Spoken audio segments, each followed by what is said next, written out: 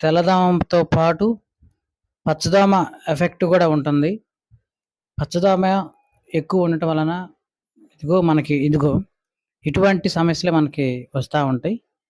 ఇదిగో ఈ మనకి ఆల్రెడీ మన రైతు పెట్టిన నారిది.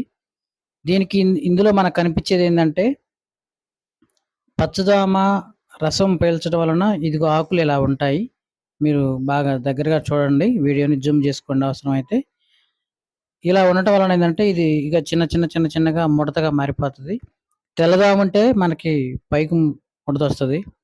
నల్లి వలన అది త్రిప్స్ వలన కింది ముడత వస్తుంది. ఇది అందరికీ తెలిసిన విషయమే. సో కొంచెం పేనుబంక ఇంపాక్ట్ కూడా ఉంది.